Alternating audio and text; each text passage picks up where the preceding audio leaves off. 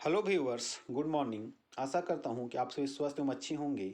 आज का टॉपिक है जैव भू रसायन चक्र अर्थात जैव रासायनिक चक्र के बारे में अध्ययन करेंगे, जो कि क्लास 9 का एक चैप्टर प्राकृतिक संपदा के अंतर्गत आता है। सबसे पहले हम लोग जानेंगे जैविक और अजैविक घटक। हम लोगों ने पिछले क्लास में अध्ययन किया था, जैविक घटक के अंतर्गत पौधे एवं जंतु आते हैं। ये पौधे हैं और ये जंतु है। जंतु का मतलब सभी जीव जंतु और पौधे का मतलब सारे पौधे। और अजैविक घटक के अंतर्गत वायु, प्रकाश, जल, मौसम तथा जलवायु, आर्द्रता इत्यादि आते हैं। तो ऊर्जा का स्थानांतरण जैविक घटक से अजैविक घटक की ओर होता है। एक पिक्चर के माध्यम से देखते हैं यहाँ पे कि ऑक्सीजन का जैव रासायनिक चक्र हो रहा है। जैसे ऑक्सीजन, वायुमंडल में ऑक्सीजन कितना परसेंट है, तो 21%।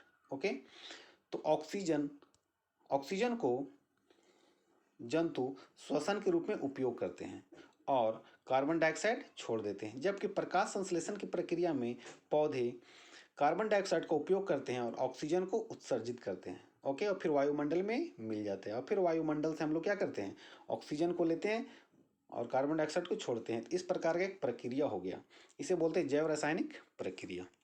अर्थात जैविक और अजैविक घटक के बीच ऊर्जा का स्थानांतरण, इस प्रक्रिया को बोलते हैं जैव रासायनिक चक्रण या चक्र। तो इसका सिंपल सा डिफिनीशन है कि जीव मंडल की जैव और अजैव घटकों में लगातार क्या होते रहता है, अंतः क्रिया होती रहती है, जिसमें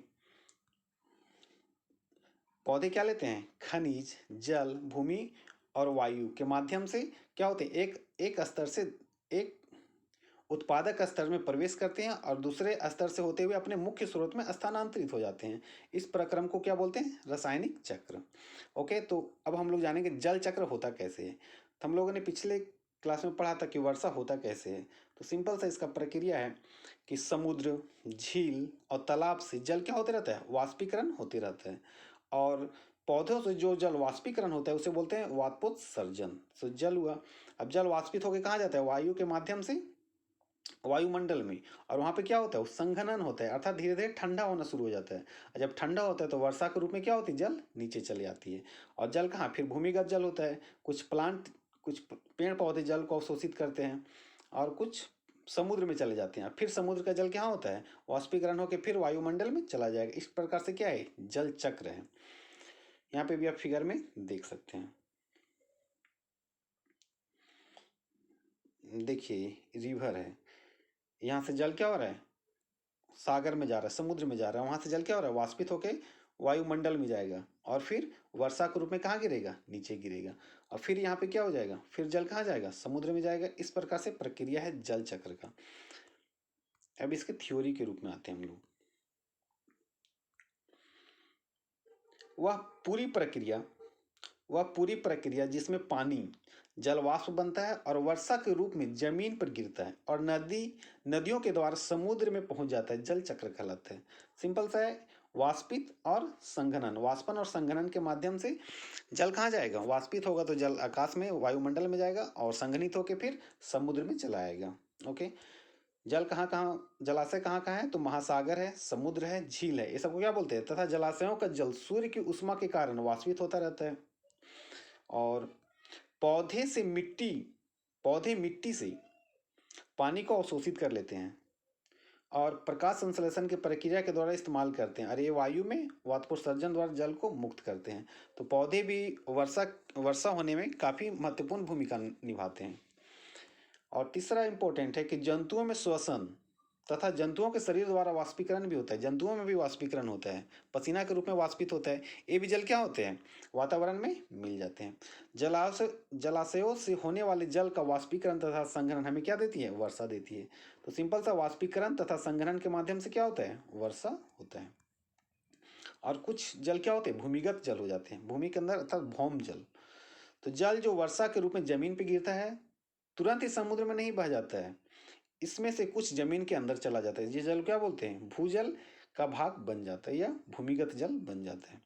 तो आशा करते हैं कि इस पॉइंट को आप लोग अच्छी तरह से समझ गए होंगे, जल चक्र। अब हम लोग आते हैं कार्बन चक्र की ओर। ओके, तो देखते हैं कार्बन चक्र होता क्या है। इस फिगर के माध्यम से समझते हैं कार्बन चक्र कैसे कार्बन डाइऑक्साइड या कार्बन चक्र का होता है। तो यहाँ पे देखिए जीव और एक जंतु दोनों किसी कारण से इनका मृत्यु हो गया और ये बन गए जीवाश्म ईंधन। ओके, ऑक्सीजन की अनुपस्थिति में क्या हुए, इन इस सड़े और गले, और इससे क्या निकलेगा, कोयला, और कोयला के माध्यम से या फिर फैक्ट्री से क्या निकलता है, कार्बन डाइऑक्साइड, जो कि कहाँ मिल जाएगा, वायुमंडल में। ओके, या फिर एनिमल जो होते हैं वो श्वसन में क्या छोड़ते हैं, कार्बन डाइऑक्साइड, या प्लांट भी श्वसन में क्या छोड़ते हैं, कार्बन डाइऑक्साइड। तो श्वसन में जीव और जंतु क्या छोड़ते हैं, कार्बन डाइऑक्साइड, और लेते क्या है, ऑक्सीजन। ओके, तो प्लांट भी श्वसन में क्या छोड़ेंगे, कार्बन डाइऑक्साइड, और प्लांट क्या करते हैं, प्रकाश संश्लेषण की प्रक्रिया में और कार्बन डाइऑक्साइड को लेते हैं। ओके, ये सब सारा प्रक्रिया क्या हो गया, कार्बन डाइऑक्साइड छोड़ने का, और प्रकाश संश्लेषण में कार्बन डाइऑक्साइड को लिया जाता है, और फिर यही पौधे या जंतु क्या हो जाएंगे, कुछ दिन के बाद ये सड़ और गल जाएंगे, और फिर कहाँ मिल जाएंगे, मिट्टी में, और मिट्टी से फिर क्या बनेगा, फॉसिल फ्यूल अर्थात जीवाश्म ईंधन, और फिर क्या बनेगा, जीवाश्म ईंधन जलेगा तो फिर उससे क्या निकलेगा, कार्बन डाइऑक्साइड, और फिर वातावरण में मिल जाएगा। तो ये प्रक्रिया होता है किसका, कार्बन साइकिल का। अब इसका थ्योरी की ओर आते हैं हम लोग।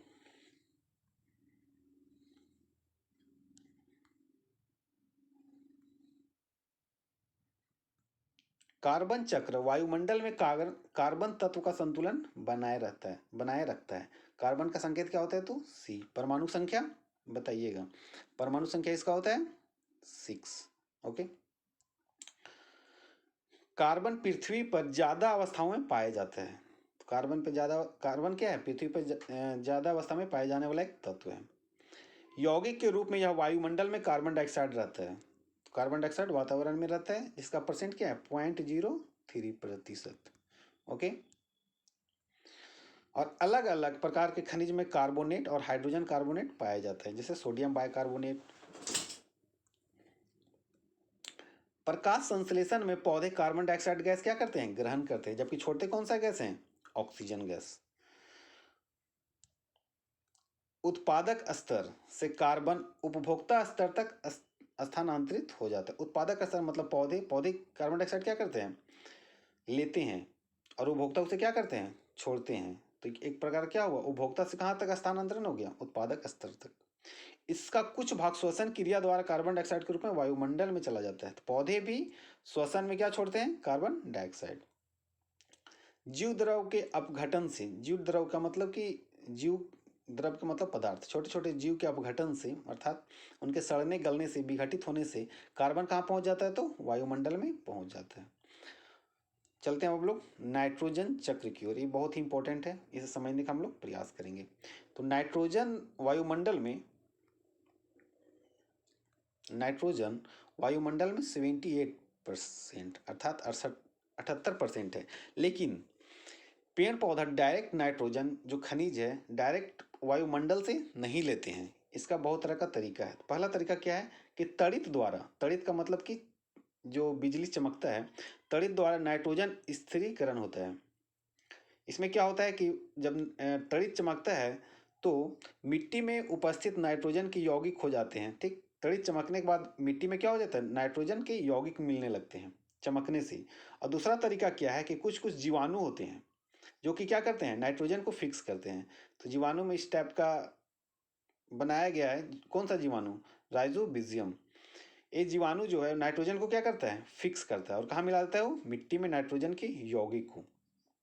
अब क्या होता है कि नाइट्रोजन आ गया मिट्टी में, अब खनिज के रूप में पौधे क्या करेंगे, उसे अवशोषित कर लेंगे, और फिर क्या करेंगे, और पौधे को जंतु क्या करते हैं, खा जाते हैं। और जंतु जब सड़ते और गलते हैं, जंतु जब मर जाते हैं तो उनसे भी नाइट्रोजन, मनुष्य के मूत्र अर्थात पेशाब में भी नाइट्रोजन पाया जाता है। तो वो जब सड़ेंगे या गलेंगे तो उनसे क्या बनेगा, फिर नाइट्रोजन बनेगा। तो उत्सर्जन एवं जीवों की मृत्यु द्वारा उत्पन्न नाइट्रोजन अपशिष्ट कहाँ मिल जाएंगे, फिर वो पृथ्वी पे मिल जाएंगे, मिट्टी में मिल जाएंगे। तो इस प्रकार से क्या है, पूरा एक नाइट्रोजन चक्र है। अब हम लोग चलते हैं इसके थ्योरी की ओर। यहाँ इस इमेज के द्वारा दर्शाया गया है कि नाइट्रोजन चक्र कैसे होता है। तो वायुमंडल से तड़ित के द्वारा नाइट्रोजन यौगिक कहाँ मिल जाएंगे, मिट्टी में। और कुछ बैक्टीरिया भी होता है जैसे राइजोबिजियम, वो भी कहाँ मिल जाता है, मिट्टी में, और नाइट्रोजन की यौगिक बनाता है। और नाइट्रोजन यौगिक क्या होता है, वो प्लांट फिर अपने खनिज के रूप में लेते हैं।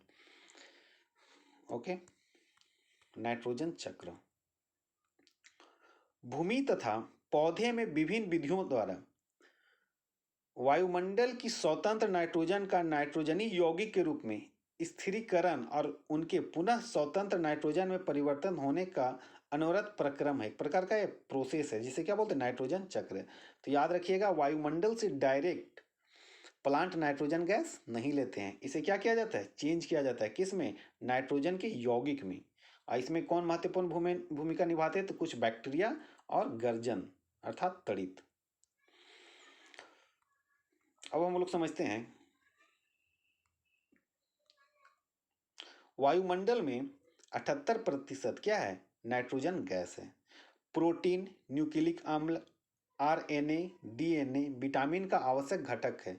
विटामिन का आवश्यक घटक नाइट्रोजन है, तो ऐसा में नाइट्रोजन पाया जाता है।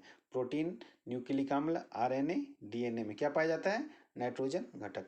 बताइएगा आरएनए और डीएनए का फुल फॉर्म क्या होता है। पौधे और जंतु वायुमंडलीय नाइट्रोजन को आसानी से ग्रहण नहीं कर सकते हैं, सिंपल सी बात है, वायुमंडल में जो नाइट्रोजन है उसे ग्रहण नहीं करते, इसे क्या करना पड़ता है, नाइट्रोजन की यौगिक में बदलना आवश्यक होता है, तभी पेड़ पौधे क्या करते हैं, नाइट्रोजन को ग्रहण करते हैं। और इसमें सबसे इंपॉर्टेंट ये है राइजोबियम, याद रखिएगा, इस बैक्टीरिया का नाम है, अर्थात जीवाणु का नाम है। नाइट्रोजन का स्थिरीकरण करने वाले बैक्टीरिया जैसे राइजोबियम फलीदार पौधे की जड़ों में मूल ग्रंथियां नामक विशेष संरचनाओं में पाए जाते हैं, जैसे फिगर में देखी गई है। इसी में राइजोबियम जीवाणु पाया जाता है, जो कि क्या क्या करता है, नाइट्रोजन को स्थिरीकरण करता है। वायुमंडल में उपस्थित नाइट्रोजन को नाइट्रोजन यौगिक में परिवर्तन करने का प्रक्रम नाइट्रोजन स्थिरीकरण कहलाता है। सिंपल सा डिफिनीशन हो गया। एक तरीका और क्या है नाइट्रोजन को स्थिरीकरण करने में, चमकता है क्या, बिजली या तड़ित। बिजली चमकने किस समय वायु में पैदा हुआ उच्च ताप तथा दाब नाइट्रोजन को नाइट्रोजन के ऑक्साइड में बदल देता है। और एक इंपॉर्टेंट ये है कि ये ऑक्साइड जल में घुलकर नाइट्रिक अम्ल और नाइट्रस अम्ल बनाते हैं। कौन ऑक्साइड, नाइट्रोजन के ऑक्साइड, जो वर्षा के साथ पानी पर क्या होते हैं, जमीन पे गिरते हैं। और पौधे नाइट्रस को ग्रहण करते हैं तथा उन्हें अमीनो अम्ल में क्या पाया जाता है, तो नाइट्रोजन में बदल देते हैं, जिसका उपयोग प्रोटीन बनाने में होता है। अब एक लास्ट है आपका ऑक्सीजन साइकिल। ऑक्सीजन कैसे होता है, ऑक्सीजन का चक्रण कैसे होता है, तो ये बहुत ही आसान है। ये आपका वायुमंडल हो गया, ओके। वायुमंडल में क्या है, ऑक्सीजन है, इसे श्वसन के रूप में क्या लेते हैं, प्लांट और जंतु, और फिर छोड़ते क्या है, कार्बन डाइऑक्साइड। प्रकाश संश्लेषण की प्रक्रिया में पेड़ पौधे क्या लेते हैं, इसे लेते हैं, कौन सी गैस, कार्बन डाइऑक्साइड, और फिर ऑक्सीजन को क्या करते हैं, उत्सर्जित करके वायुमंडल में मिला देते हैं। तो क्या हो गया ऑक्सीजन चक्र, जो कि बहुत ही क्या है, आसान है। तो ऑक्सीजन चक्र में क्या होता है, ऑक्सीजन चक्र श्वसन क्रिया के दौरान, याद रखिए जब भी श्वसन होगा, श्वसन क्रिया के दौरान प्लांट या जंतु दोनों क्या करते हैं, ऑक्सीजन को छोड़ते हैं।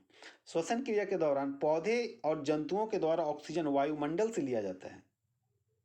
श्वसन क्रिया में क्या करते हैं, ऑक्सीजन को लेते हैं, जबकि कार्बन डाइऑक्साइड को क्या करते हैं, छोड़ते हैं। और पौधे प्रकाश संश्लेषण की प्रक्रिया के दौरान वातावरण में ऑक्सीजन छोड़ते हैं, यह ऑक्सीजन चक्र है, ओके। तो प्रकाश संश्लेषण में ऑक्सीजन को छोड़ते हैं और श्वसन में ऑक्सीजन को लेते हैं और कार्बन डाइऑक्साइड को छोड़ते हैं, पूरा प्रक्रिया क्या कहलाता है, ऑक्सीजन चक्र। ऑक्सीजन का मुख्य स्रोत वायुमंडल है, तो वायुमंडल से डायरेक्ट ऑक्सीजन को लिया जाता है, ओके। यह वायुमंडल में लगभग कितना है, 21% है, उपस्थित है। यह पानी में घुलकर यह पानी में यह पानी में यह पानी में घुले हुए जलाशयों में उपस्थित जलीय जीवों के लिए जीवित रहने में सहायता करती है। तो जलीय जीव ऑक्सीजन कैसे लेते हैं, पानी में घुली हुई ऑक्सीजन से। वायुमंडल की ऑक्सीजन का उपयोग 3 प्रक्रियाओं में होता है, कौन कौन, फर्स्ट आपका क्या है, श्वसन में, अर्थात श्वसन का मतलब सांस लेना ही नहीं होता है, श्वसन का मतलब ऑक्सीजन को अपने अंदर लेना और जो भोजन किए अर्थात जटिल पदार्थों को सरल पदार्थों में तोड़ना, किसका काम है, ऑक्सीजन का। दूसरा लिखता है दहन, दहन का मतलब किसी चीज को जलाने में भी ऑक्सीजन की भूमिका महत्वपूर्ण है, ऑक्सीजन के बिना कोई पदार्थ जलेगा ही नहीं। और तीसरा बताता है कि नाइट्रोजन के ऑक्साइड का निर्माण करने में किसका उपयोग होता है, ऑक्सीजन का। नाइट्रोजन का ऑक्साइड का मतलब नाइट्रोजन डाइऑक्साइड NO2 को बनाने में किसका उपयोग होता है, तो ऑक्सीजन का। ऑक्सीजन सब जीवधारियों के श्वसन के लिए अनिवार्य है। सिंपल सी बात है, ऑक्सीजन सभी जीवधारियों के लिए क्या है? अनिवार्य है। प्रकाश संश्लेषण द्वारा ऑक्सीजन वायुमंडल में मुक्त होती है। पूरा क्या है? ऑक्सीजन चक्र। आशा करते हैं कि आप सभी पॉइंट को अच्छी तरह से सीख और समझ गए होंगे। इस वीडियो को देखने के लिए धन्यवाद। So thank you watching this video. Bye, take care.